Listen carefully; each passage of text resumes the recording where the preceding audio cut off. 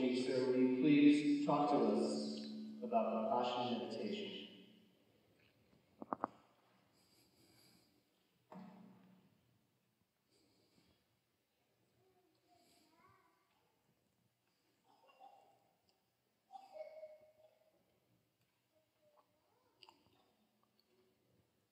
Friends, we have all assembled here this evening to understand what is Vipassana and how does it help us in our day-to-day life.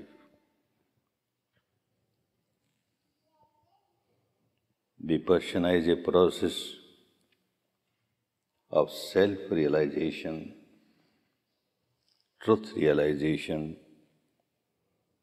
realization of the truth pertaining to oneself, within oneself, by oneself, at the experiential level.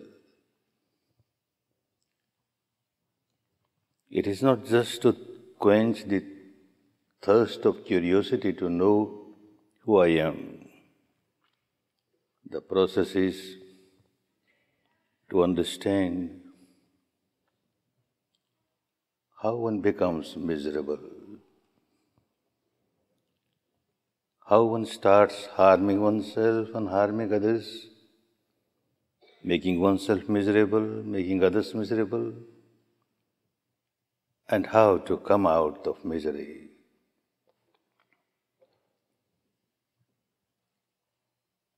The truth about this physical structure, which keeps on saying, one keeps on saying, I, mine. So much of identification with this physical structure, corporeal structure, so much of attachment towards it. And so also the mental structure, I, mine. So much of identification with it, so much of attachment towards it. One has to realize the truth about it. Not merely by listening to such discourses, not merely by reading books, scriptures, not merely intellectualizing the truth or accepting it at the emotional or devotional level because Buddha said so or the scripture says so. At the direct experiential level, that helps one to realize where the real misery starts and how it keeps on multiplying. And the habit pattern is formed at the depth of the mind, a habit pattern to generate misery after misery. How to come out of this habit pattern? That becomes clearer and clearer as one observes the reality, experiences the reality within one's own framework of the body. Observes the interaction of mind and matter, how mind keeps on influencing the matter, the body, and in return how the body keeps on influencing the mind. One does not know anything what is happening at the depth of the mind. This technique helps you to go to the depth of the mind, the root of the mind, and understand the reality. How out of ignorance, without knowing what is happening, one keeps on generating one defilement after the other and becomes miserable. The process of self-realization at the experiential level. For that, one has to spare 10 days of time. 10 days to learn the technique of self-realization, truth realization, realization of the misery, arising of misery, eradication of misery, coming out of misery, all that process one understands, and that requires some time. Whenever anyone decides to give 10 days of the life to experience this technique, one joins a course in a congenial atmosphere with an experienced teacher and starts working as per the instructions. One comes just to give a trial. No blind faith is involved. Whatever you experience yourself, accept only that much. Experience the truths pertaining to yourself, that means pertaining to this mind-matter phenomena. When you join a course, you are asked to sit comfortably in any posture that suits you, any posture that keeps you comfortable for longer period at a stretch is a good posture for you. Not necessarily a lotus posture or half lotus posture. If someone can sit conveniently, go ahead. Otherwise, any posture. Keep your back and neck straight. Keep your eyes closed, gently closed. Keep your mouth gently closed. Now there is no physical activity, no vocal activity. Now let us see what reality is manifesting itself pertaining to this mind-body structure. Reality, no imagination. The first reality that everyone experiences is the breath coming in, the breath going out. Start with this. The breath as it is, natural breath, normal breath. If it is deep, it is deep. If it is shallow, it is shallow. It passes through left nostril, right nostril. Don't try to interfere with the natural flow of the breath. You are here to observe the reality as it is, not as you would like it to be, as it is. It is not a breathing exercise. Don't try to control the breath. That is a different technique altogether. We call it pranayama. It has its own benefit, nothing wrong. But understand, this technique is totally different from pranayama. In this technique, you develop the faculty of awareness of the reality pertaining to the mind-matter phenomena as it is from moment to moment, from moment to moment. So at this moment, you are feeling the breath coming in, the breath going out. Just observe, do nothing. Mere breath, bare breath, no verbalization, no visualization, no imagination, no auto-suggestions or outer-suggestions, not to impose any philosophical belief. As it is, breath as breath.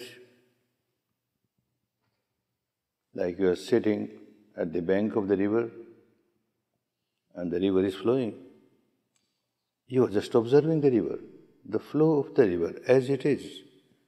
You do nothing for the flow of the river, it is natural, the natural flow is there. So the natural flow of the breath, you have to keep your attention at the entrance of the nostrils.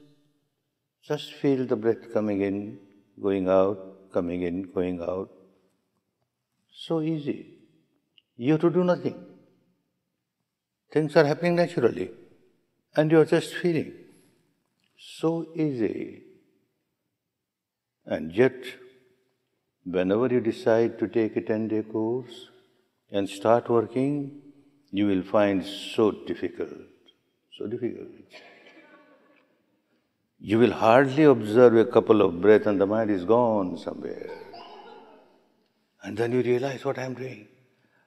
I was here to observe my breath and I started rolling in the thoughts of the past, thoughts of the future. I have to live in the present. The technique wants me to live in the present, the reality of this moment. All right, I start again. Again, within a minute or two, mind wanders away. The first day we find, not all, but quite a few students, they get frustrated, irritated. They start generating negativity, anger towards themselves, towards their own mind. What sort of mind I am carrying? Such an easy job here to just observe, do nothing. Just observe the natural flow, and this also you can't do. Then the guide will say, no negativity, no anger. Anger towards yourself or anger towards anybody else, it makes you miserable. And you are here to come out of these kinds of defilements. Just accept the fact as it is. You were observing the breath, mind wandered away. You realize mind has wandered away. Just accept the fact. At this moment, the mind has wandered away. So what? The breath is still there. All right, I start again. Mind wanders away. You accept the reality. Mind has wandered away. Like that, patiently, persistently, continuously one keeps on working. Second day, third day, one finds the mind is calming down, much better than what it was on the first day. Two things are very important. One is you have to remain with the reality. Don't start imagining anything. The reality which you are experiencing. And the second is maintain the continuity. So far as this technique is concerned, continuity is the secret of success. Within 3 days, as Buddha wanted us, one keeps the attention on a small part below the nostrils, above the upper lip. Chitta ekaggata, that means one-pointed concentration. One-pointed concentration with the awareness of the breath coming in, going out. Within 3 days, you find mind becomes subtler and subtler, finer and finer, more and more sensitive. If one is working properly, the breath becomes so subtle, so fine, like a thread coming out. And as it comes out, it makes a U-turn, so short. As it comes out, it makes a U-turn. The object of observation is becoming subtler and subtler. The mind that feels that object also becomes subtler and subtler and becomes more and more sensitive. Then further realities start manifesting themselves. Realities. Again, realities pertaining to the mind and matter phenomena. When one is observing the breath, this is also mind and matter, both involved. It looks as if it is a physical function. The lungs are working and therefore you breathe in, you breathe out. True. But mind is also involved. The breath is strongly related to mind, strongly related to mental impurities, mental defilements. You will realize that within 3 days. You are just observing the breath as it is. Mind has started wandering, past, future, and a defilement arises. Say anger, fear, hatred, ego, something arises, and you will notice the breath has lost its normality. It is no more normal. It becomes slightly hard, slightly fast. And when that goes away, the defilement is gone, again it becomes normal. So the breath is strongly related to mental impurities. It becomes clearer and clearer. That is why the Enlightened One gave us to start with the breath, to realize the truth about mind and matter, the combination of the two.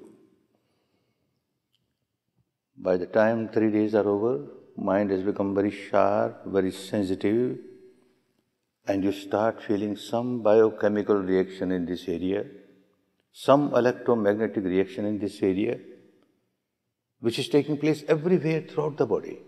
Because you are working on a small area, you start feeling here all these biochemical reactions manifesting as this sensation or that sensation.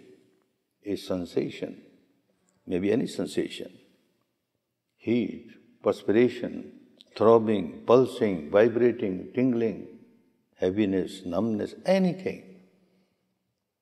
You are observing it now. Just observe, do nothing. Just observe. That means just feel whatever comes. From the 4th day onwards, you feel sensations throughout the body, from the top of the head to the tips of the toes, everywhere. The law of nature is such.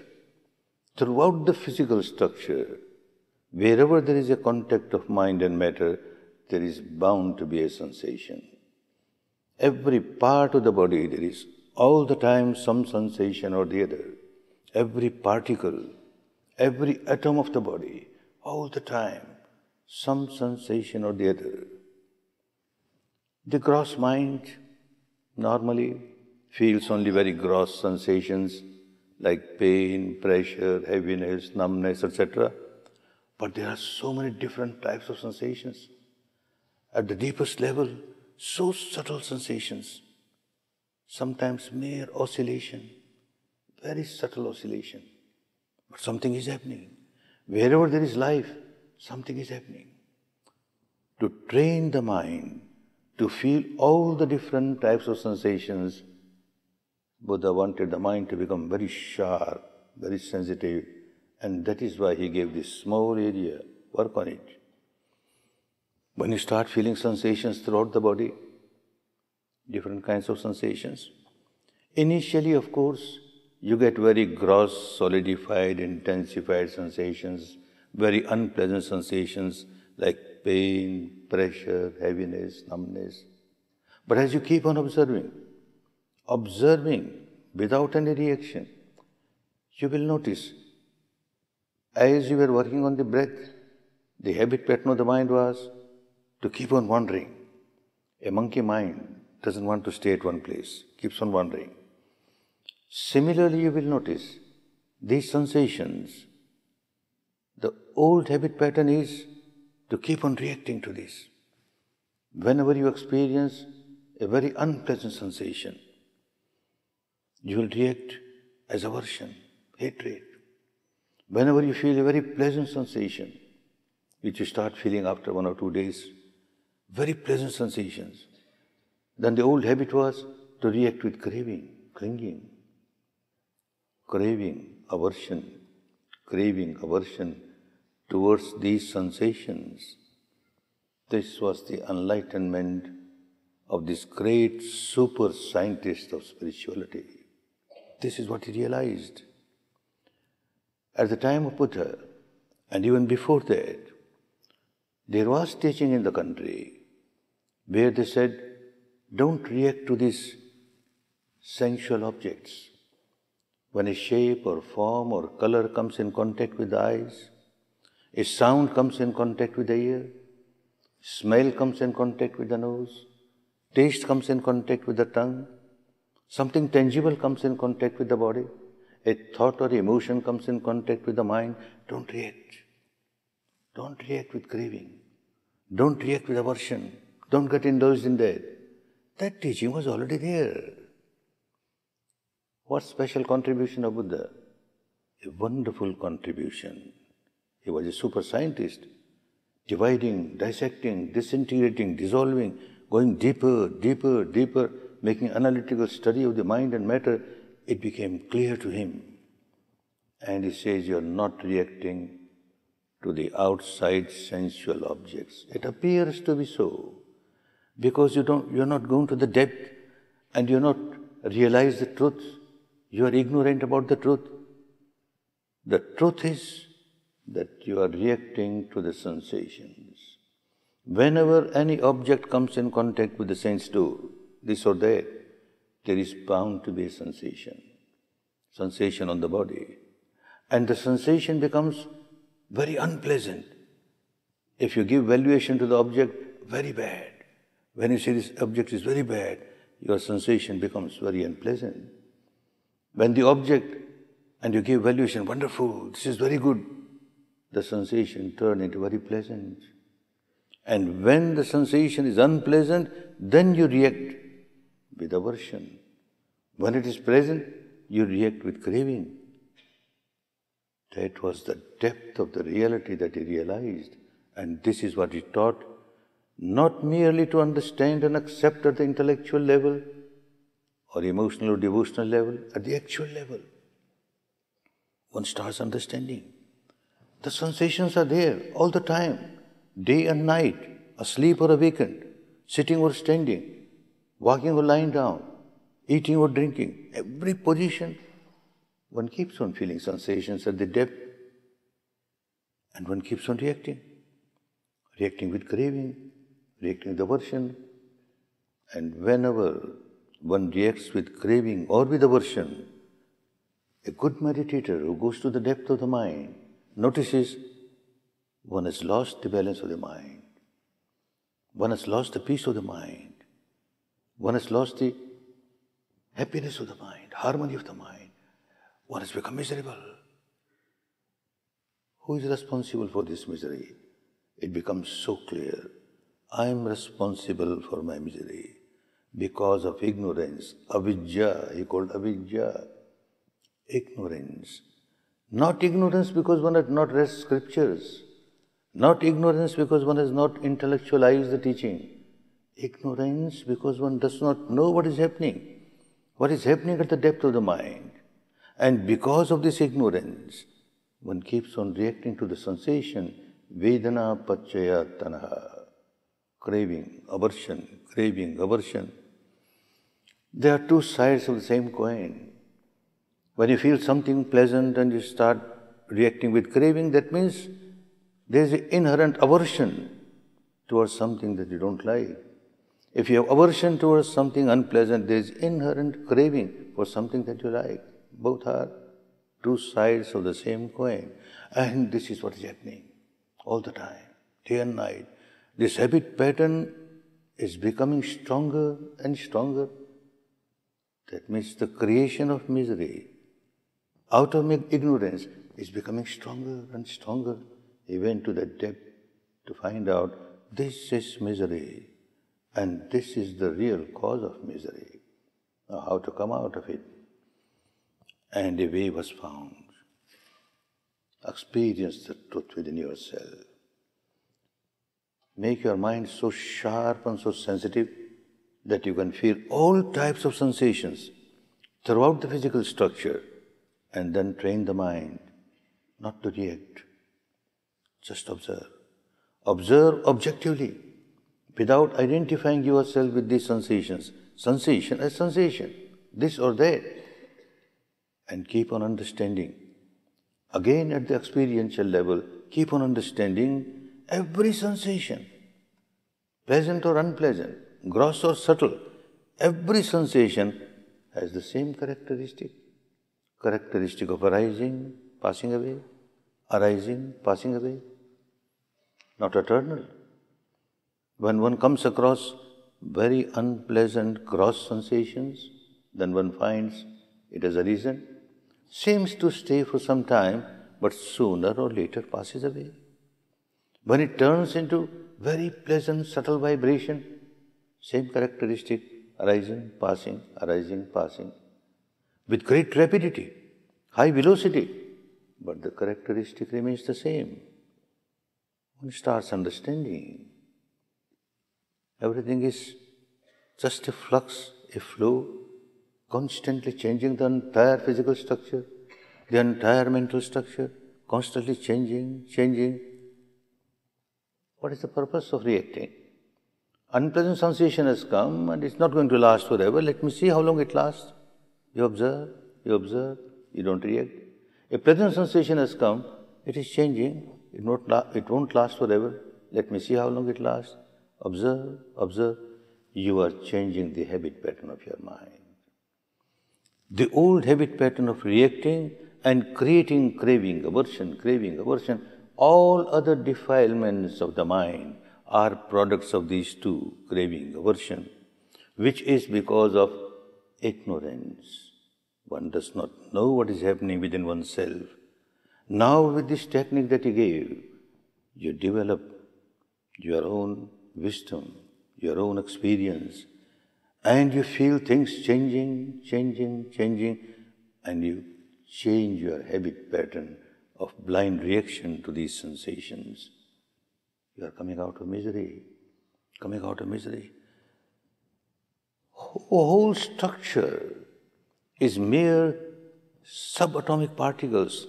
26 centuries back, this great super scientist, without any scientific apparatus as we have today, without any scientific instruments as we have today, just by his insight, realized that the entire material structure, and so also the entire mental structure, mere vibration, combustion and vibration. And outside also, when one goes to that stage and becomes very much familiar with the reality within oneself, one starts feeling outside also, everywhere. Sabbo pajjalito loko pakampito. Mere combustion and vibration. There is nothing to hold, no essence. It becomes so clear. It is not just a philosophy to be accepted blindly. It is something which one is experiencing. Another reality, it becomes so clear. The interaction of mind and matter. When one reaches that stage, in some cases within first 10 days, one reaches that stage, or maybe in the second 10 days or third 10 days, the entire physical structure, mere vibration. Mental structure, mere vibration. Initially gross, intensified matter with gross sensations. Mind also gross when you have emotion. How solidified it comes. You keep on observing without reaction, dividing, dissecting, disintegrating, dissolved. Mere vibration. That is a very important stage of Vipassana, that the entire mind and matter must be experienced as mere vibration. Total dissolution, no imagination. One has to experience this. And anybody can experience it if one works properly as taught by the Buddha. Mere vibration. The attention goes to the eyes, vibration. A shape, a form, a light, a color comes in contact with the eyes, mere vibration. Attention goes to the ear, mere vibration. A sound comes in contact with the ear, mere vibration. Similarly, a smell at the nose, a taste at the tongue, something tangible at the body, a thought or an emotion in the mind, all vibration. One starts realizing what happens now. A sound has come in contact with the ear. One part of the mind, the job of this part of the mind is to cognize, look, something has happened. Something has happened at the ear sense door. Immediately another part of the mind will raise its head. What has happened? With all the memory of the past, with all the experience of the past, one realizes these are words. What words? Recognizes.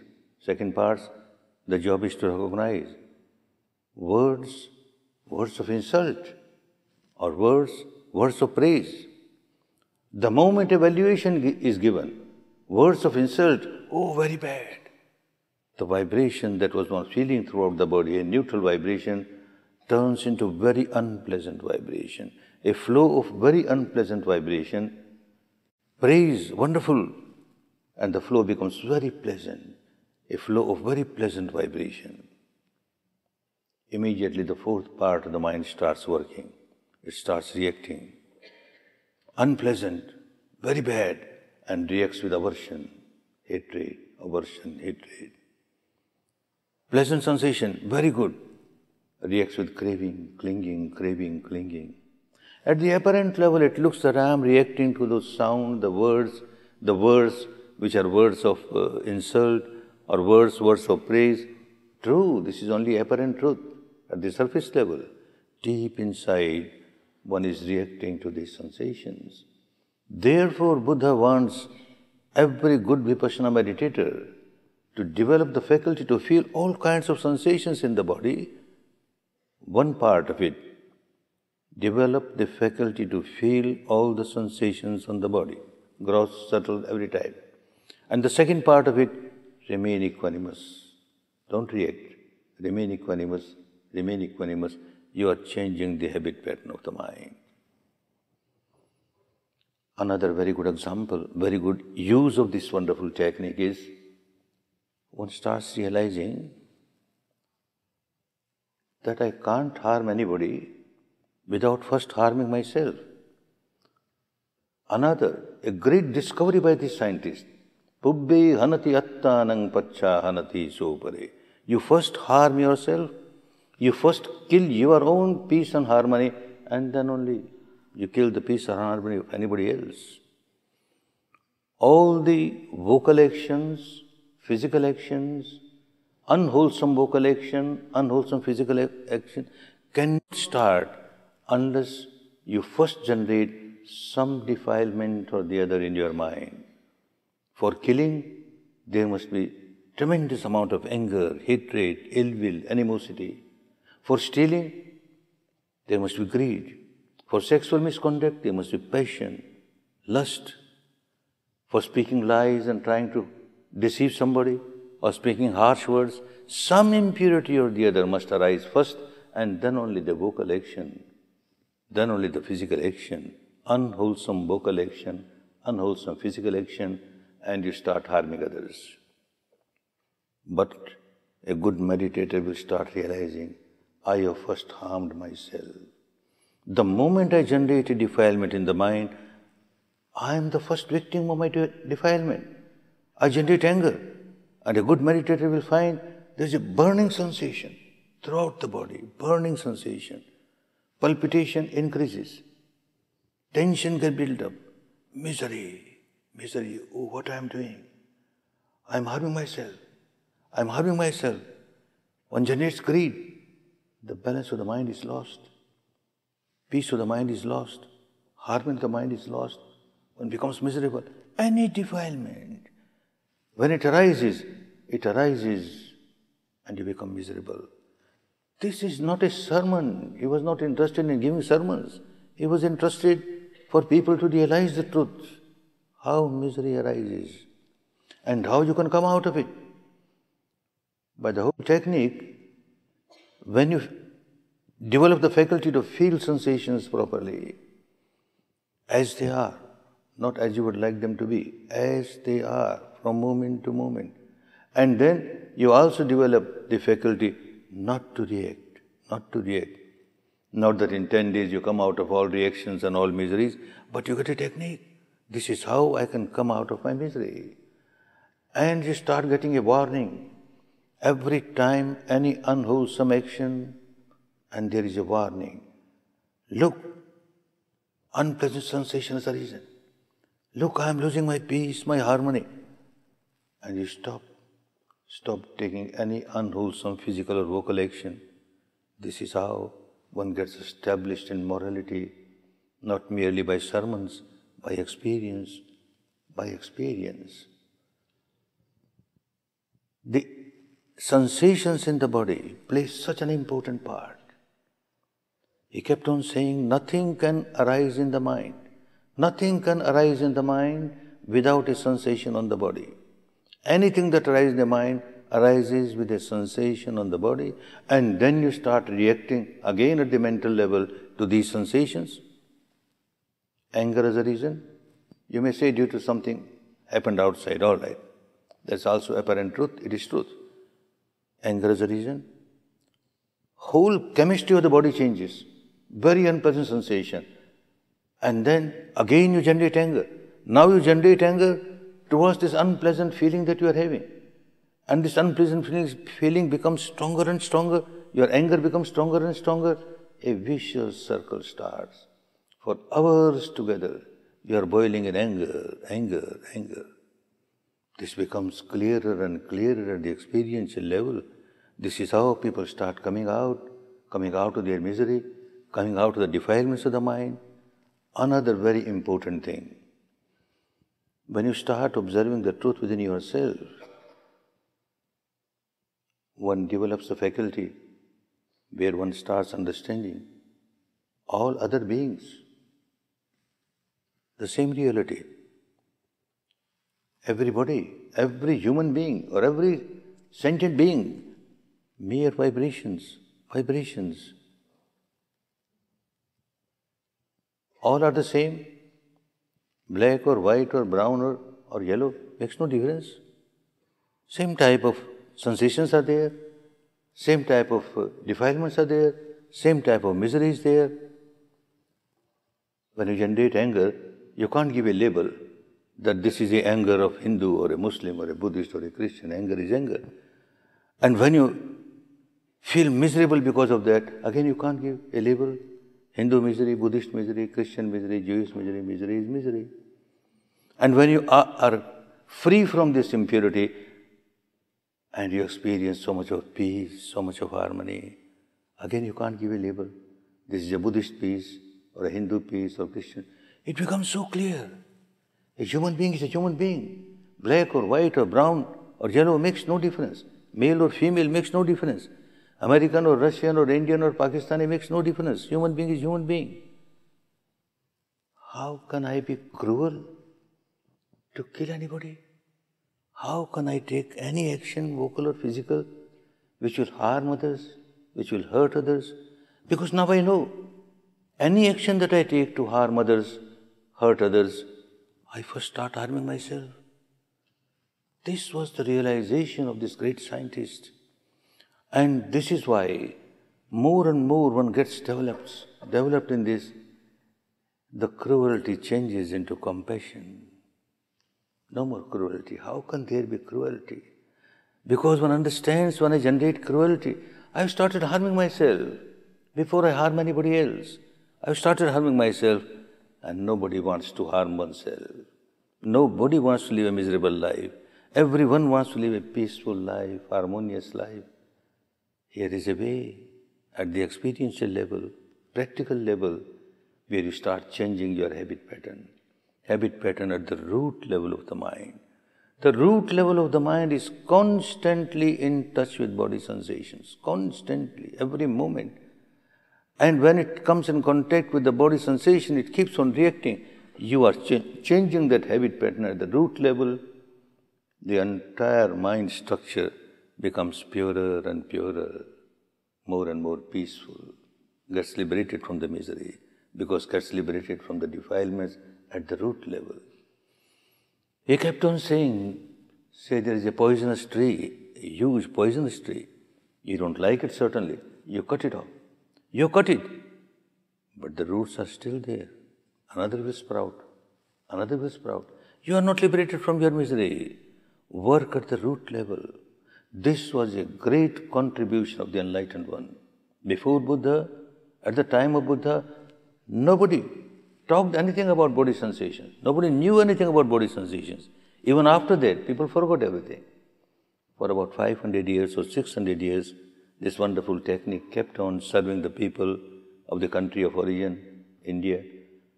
After that, somehow or the other, the country lost. It went to different countries there also. It got lost. Only one country, one neighboring country, Myanmar, which is also called Burma, that country maintained it in its pristine purity. Very few people, teacher to pupil, more than 2,000 years, teacher to pupil, in purity.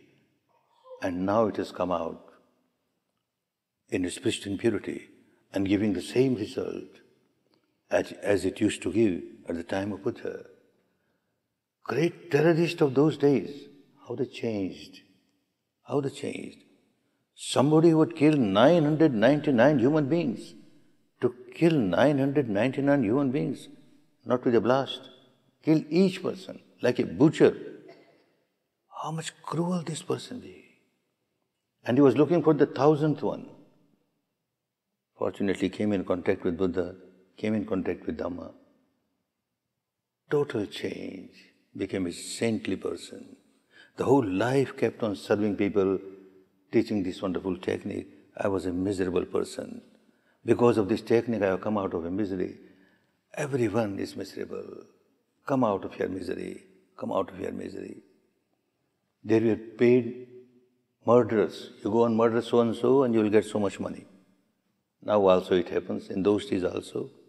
And how a number of them, how they changed and became saintly person. Because of the technique. Not because of Buddha's mercy or grace, nothing doing. Buddha says, I have found out a reality and I am explaining you what the reality is. And I am giving you a way to experience that reality yourself. And this is how you change your habit pattern. Come out of misery. Don't harm yourself. Don't harm others. We find the same thing is working. Hard criminals in the jails, in prisons. Hard criminals. How after taking 2 or 3 10-day courses, they start changing. Why?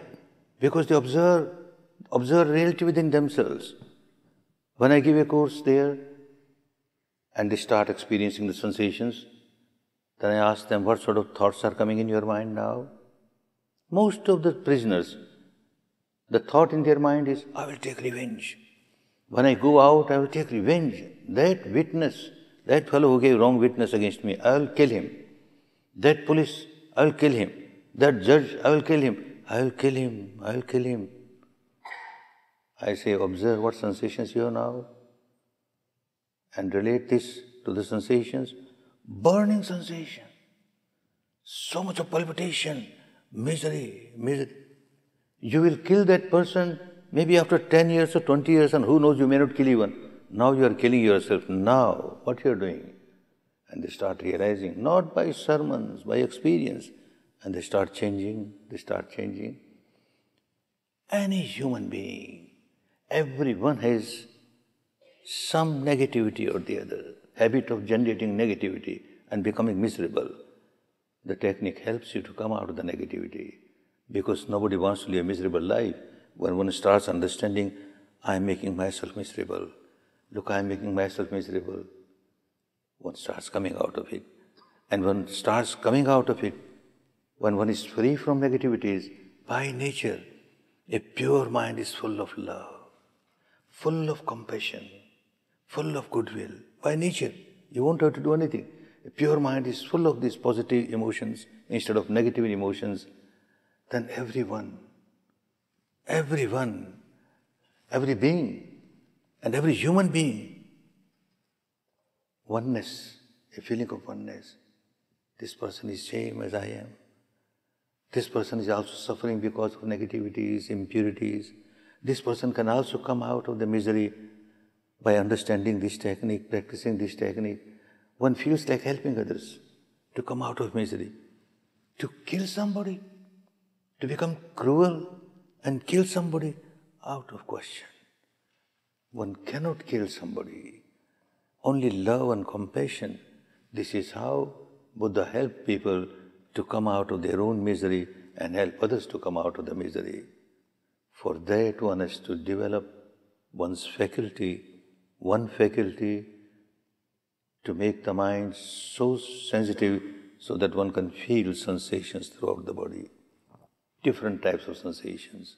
And second faculty, train the mind not to react, change the old habit pattern. 100 years ago, this technique was taught to the people who came for 1.5 months. Now in this fast life, 1.5 months will come. Even I would have missed, so they reduced it to 1 month. Yes, people get something. 20 days, yes. 15 days, yes. 10 days, they get an outline of the technique, good. Less than that, they don't get anything. So don't waste your time.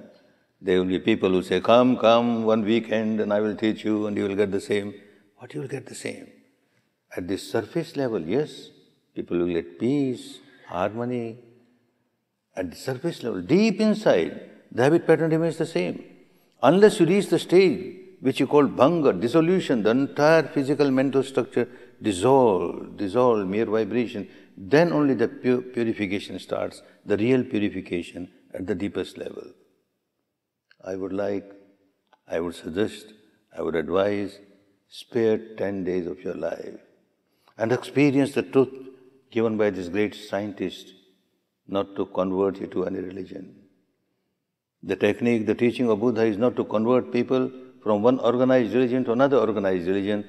Conversion is there, but conversion from misery to happiness, conversion from bondage to liberation, conversion from cruelty to compassion, and to become a very good human being, enjoying peace and harmony oneself, and generating nothing but peace and harmony for the others.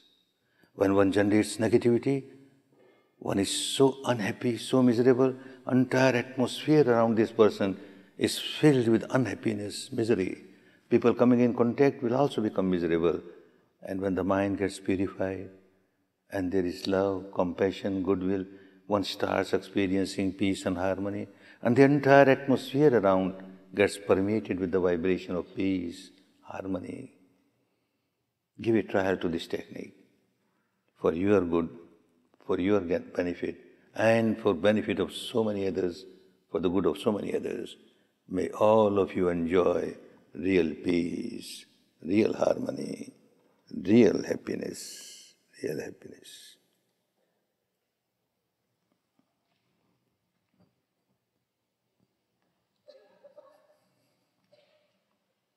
Thank you, Goenkaji. Mr. Goenk will now take questions from the audience. There are ushers in the aisles who will take your cards that you have written your questions down on. For those of you who did not receive cards, the ushers have blank ones. Please, once again, try to keep your questions simple and write boldly, if you will, so that it's legible and we can read it.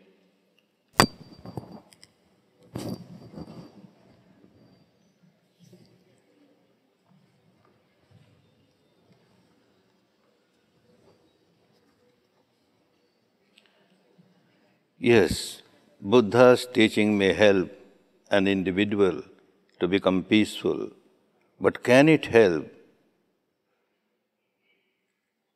present state terrorism such as America is indulging in? Terrorism is terrorism. When you say it helps individual, the society is made of individuals.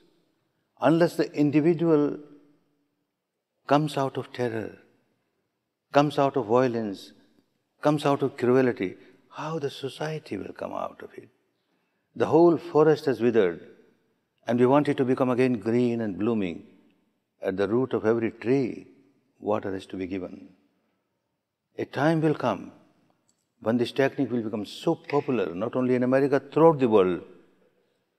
And then you will find a big change as it came in the time of Ashoka, the Emperor Ashoka.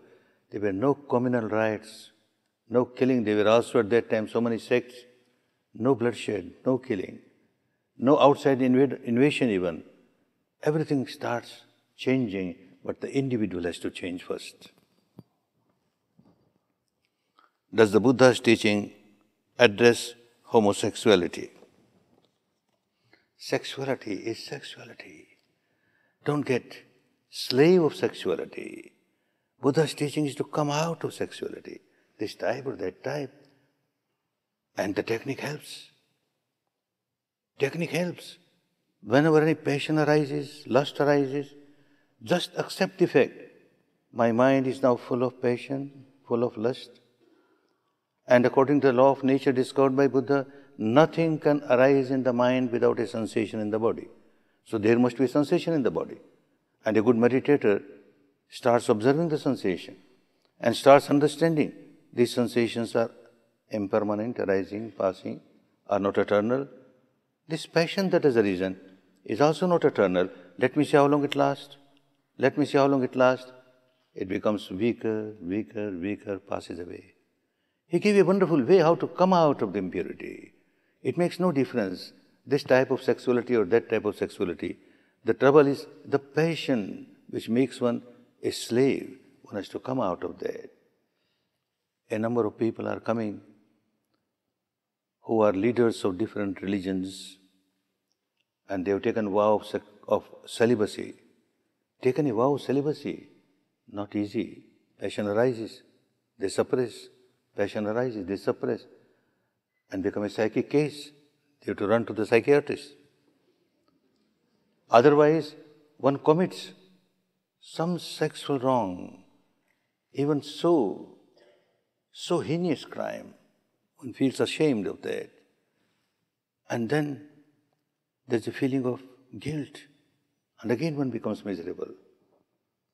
They take these courses, 1, 2, 3 courses, and easily start coming out of that. So wonderful technique given by the Buddha, make use of it. It is for everyone, everyone.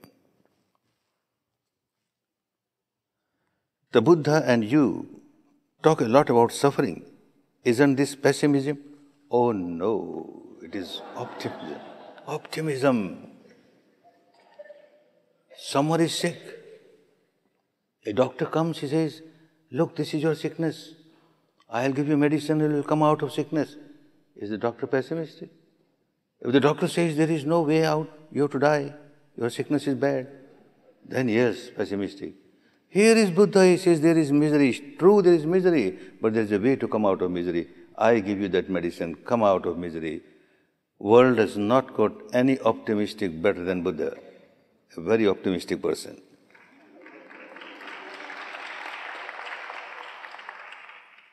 I am already happy. Why should I practice Vipassana?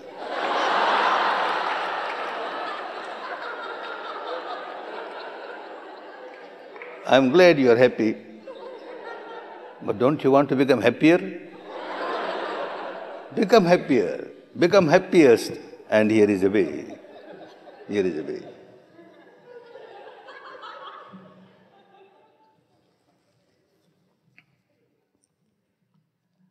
Are you enlightened? If I say yes, will you believe? If I say no, then you run away. This fellow is not enlightened. Whatever I am today, when I compare what I was before coming to Vipassana, such a big change, such a big change. I was such a hot-headed person, such an ego-centered person. What a change has come. I am so happy with that, so satisfied with that, and that is why I am sharing this peace and harmony with others. Why do you bring your wife on stage?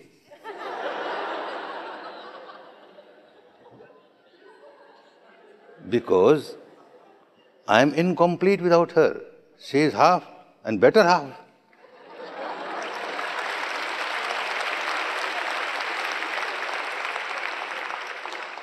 In Dhamma, male or female are equal. So, one is not complete unless both are together. And she gives lot of service in Dhamma, gives training to Hindi-speaking Indian women. They feel more confident to discuss with her. And while I am talking, she keeps on giving her vibrations of love and compassion, and you all silently. Because of that, you keep on listening very calmly because of her. I am thankful to her. Do you think Islam is basically violent? Oh, no, no. In Vipassana, there is no religion in the world today whose followers are not attending Vipassana courses. Their leaders are attending Vipassana courses. And I keep on discussing with them. I was so elated, so happy to see Islam is full of non-violence. So much metta, love and compassion is there. If the so-called followers have forgotten that, Islam is not to be blamed for that. The word Islam itself means peace. When they say, Islam walaikum, that means, may peace be with you. And in return, somebody says, walaikum Islam, may you be peaceful. Peace, peace. But if one does not practice Islam properly, Islam is not to be blamed for that.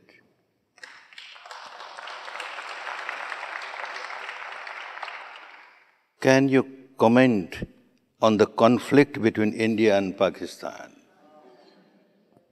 What to comment? A very sorry picture. If both of them practice Vipassana, they will be out of all this problem. How can one person judge without him?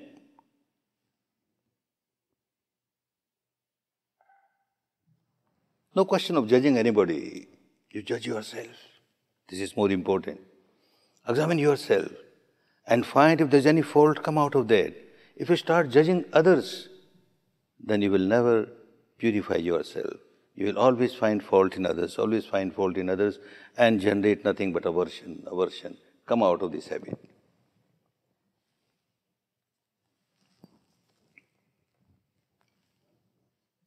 As an artist, can I really help others?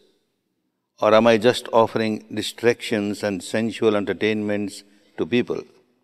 Large number of artists have come to courses, they keep coming.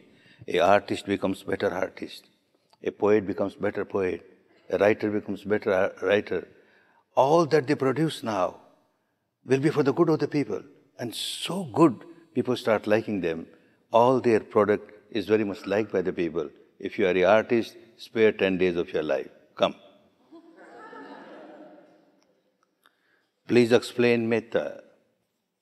Metta is love, pure love, without a trace of passion, without a trace of lust. Pure love is always one-way traffic. You don't expect anything in return. Otherwise, a commercial love, you expect something in return. Not commercial love, just one way. And that naturally happens.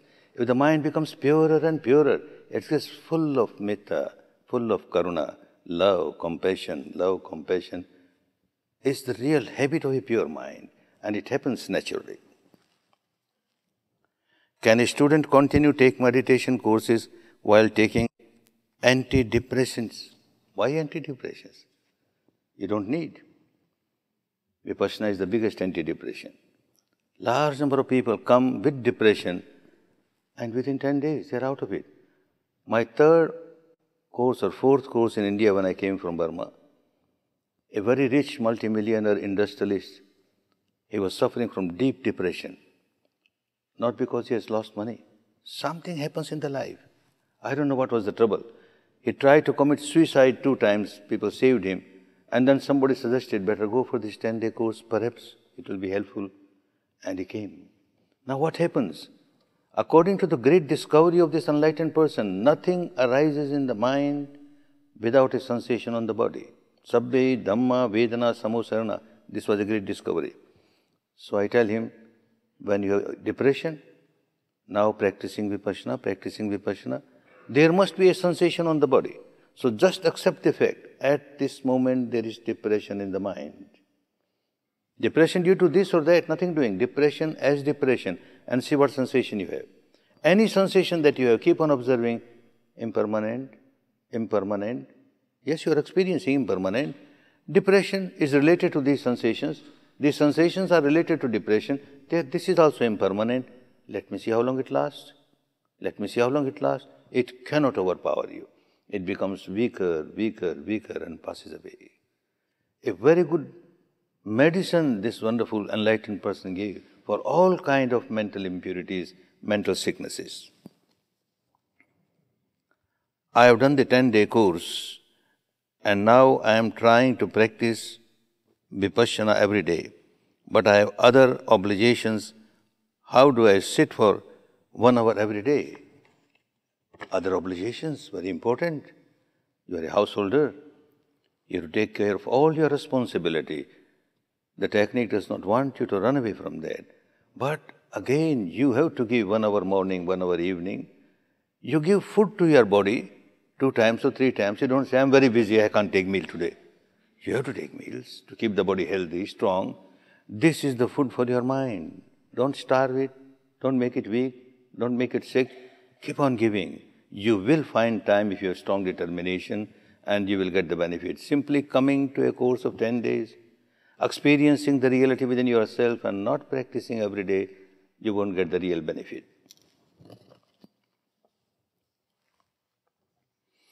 I have heard that you disapprove of homosexuality and that gay and lesbian people are not welcome. Totally wrong. I want people to come out of all kind of sexuality. But then one has to work. Simply I say, yes, this is also good, doesn't help. One should not be a slave of sexuality, whether you call it homosexuality, you call it lesbian sexuality, any sexuality. And this technique will help people to come out of that. Never become a slave of sexuality. How do you teach this to young children? Is it possible, and at what age? What age? Before birth. Every child must be taught before birth. A pregnant mother, when she comes to the course, she comes to the course not for oneself but also for the child. And when one keeps on purifying the mind, generates love, compassion, then the vibration that this child gets before birth is so healthy. The child comes out as a Dhamma baby. So many pregnant mothers come to the course to get Dhamma baby. I want Dhamma baby. And yes, they get Dhamma baby. So before birth, how do I know that I am practicing correctly? Keep on examining yourself. If you are really practicing as you are asked to practice, a change for better is bound to come in your life. If no change is coming, you are same as before, something wrong. Either the technique is not good or you are not good. But technique is good because it's giving result. So something wrong. You are not practicing properly. Meet your teacher and he will guide you if there is anything wrong. What is the difference between Vipassana and Anapanasati? Well, Vipassana is the next step of Anapanasati. As I said, Anapanasati is observing the breath as it is. And observing, the mind becomes very sharp, and then you start feeling sensations on the body and you switch over to Vipassana. Is it better to be vegetarian for a more efficient meditation? Yes, vegetarianism is good, but we don't insist on that. During the course, of course, vegetarian food is given. But as one progresses further, at a deeper level, one starts feeling the non-vegetarian food is not suitable for deeper meditation. So automatically people become vegetarian. We never press them to become vegetarian. But in the course, of course, only vegetarian food is given. Will one 10-day session be enough to be effective in my life? It is beginning, it is kindergarten. You have to become a doctor. Start with that. The longest journey starts with the first step. If you don't take even first step, how will you reach the final goal? Start with it and keep on applying it in life. Keep on daily practice and applying in the life, daily practice, applying in the life. Then you take deeper courses, 20-day course, 30-day course, 45 days course, and now 60-day courses are started. You will go much deeper to take out the impurity at the deepest level. Why were people from other meditation tradition not allowed in sitting before this talk? They are not outcast. We don't say you are untouchable, so don't come near me. But the technique is such. It generates vibration to purify the mind. And if somebody has not practiced this, may start practicing something, a vibration which might go totally against this, we do not know what this person is meditating. Sitting together with the group who are practicing to purify the mind, observing the natural sensation as it arises, as it passes away, Somebody might create artificial vibration by verbalizing certain words. This is not natural vibration, and there will be a clash, and it is harmful for both. That is why we say, take a 10-day course and then join us. You are not outcast. Come. Before taking the 10-day course, should one be able to sit or meditate for a period of time? No, don't do that. Come with a clean slate, better. Otherwise you start practicing something which may go totally against Vipassana, and then to retreat from that will be difficult for you. So come with a clean slate. Are you saying that normal emotions of crying or happiness are not to be encouraged? We should be calm and not feel anything? Oh no, you are not like a vegetable, let anybody come and cut, I don't feel anything. Oh no. The feeling will be there, but remain equanimous with that. Equanimous with that. Emotion arises, that accept the fact. Emotion has a reason. And you are not reacting to it. You are not reacting to it. If it's a positive emotion, you are enjoying it, yes, but without attachment. If it's a negative emotion, you observe it is impermanent, it passes away. So make use of this technique to come out of all the negative emotions. Is this merely brainwashing? Yes, it is mind washing. It is to purify the mind.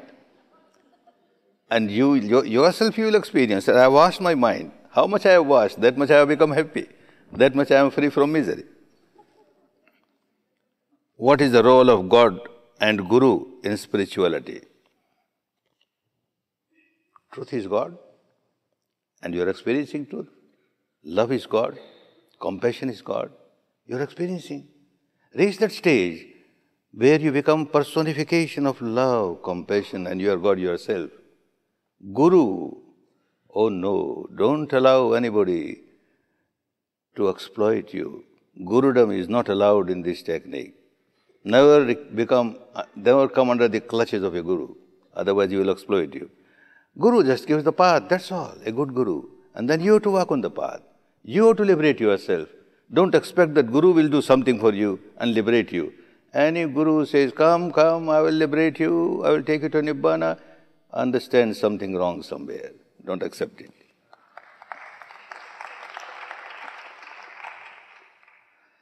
How can I become a teacher of Vipassana?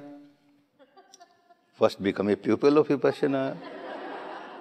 Then a time will come, you will also become a teacher of Vipassana. Without becoming a pupil, how can you become a teacher of Vipassana? In our country, we have got a saying, without becoming first a daughter-in-law, how can you become a mother-in-law? So learn first and be a pupil, and then you will become a teacher. Thank you.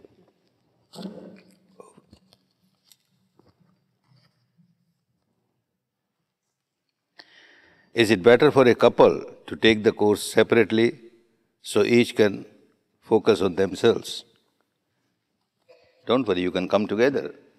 There is segregation. Females are separate, males are separate. Let both of them enjoy Vipassana and come out as a happier couple. Is fasting a part of the course? Oh, no, not fasting. But overeating is harmful for meditation. You will feel drowsy, you can't practice properly. And whole day when you are working, observing the truth, metabolism of the body becomes less. You don't need that much of food, but you get your breakfast all right, you get your lunch. But the evening meal, you get just some fruits or tea or coffee, that's all. So that much is enough. What is enough for the body, that much is given. But no fasting. Why do you and your assistant teachers and students travel to Burma and sponsor meditation courses there when the government is violating human rights? People want peace. So we have to give a country, we are grateful to that country because it preserved the technique in its purity, and now they have lost it.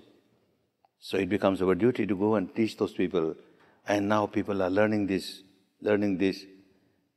I am sure a day will come when even the governing people, they will also come to Vipassana, and there will be a big change.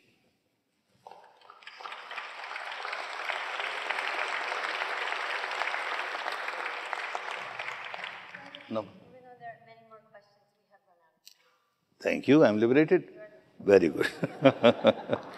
Right. Be happy, be peaceful, spare 10 days of your life and learn this technique for your good, for your benefit, and for the good and benefit of so many others. May all of you enjoy real peace, real harmony, real happiness.